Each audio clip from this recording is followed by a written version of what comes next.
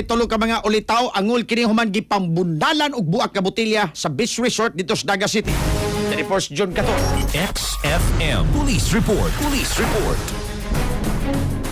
Yes, tulo ka mga ulitaw ang nagaangol human gipagbunalan matud pa gining mga buak nga botilya sudi sa usa ka beach resort kanihimutang dito sa barangay Langtad Datakben sa Naga. Mga alas 4 ni sa kadlawon na kining mga biktima nailhan nga silang Junre Espares Lisondra 20 anyos, iyang igsuon sa si Ronnie Espares Lisondra 21 anyos, kini si Unin Sobre Juanete Rago 18 anyos, pulos sa mulupyo ni sa Datakben sa Naga. Sa investigasyon sa kapulisan tambong kining mga biktima sa anniversary celebration sa Boga Resort sa diyang atubang ni sa tulo ka wa mailhig mga suspect og usan ini ilang kauban tungod sa matud pa saba nga tamputso sa motorsiklo sa diyang naseran kini sa grupo sa mga biktima og ilang giatubang kining sitwasyon kalit lang niya mibuak kining mga suspect og mga botilya sa ilimnon dayog dunggab ngadto kanila hinundan sa pagkaangol ini mga biktima tungod sa mga insidente. Nagkaangkon ng mga samad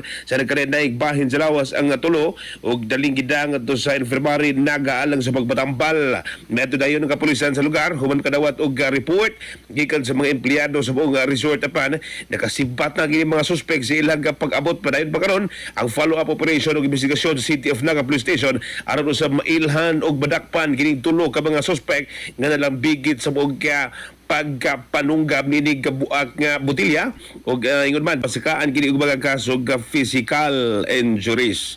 Mga katropa, ayo kalimot pagtumarog Santon Vitamin C, ang alkaline nga Vitamin C alang sa nakayusang Pilipino para sa Pilipinas. Inyong katropa June 14 XFM News. XFM Report. Santon Plus Gold, mapalit sa mga butika sa inyong lugar.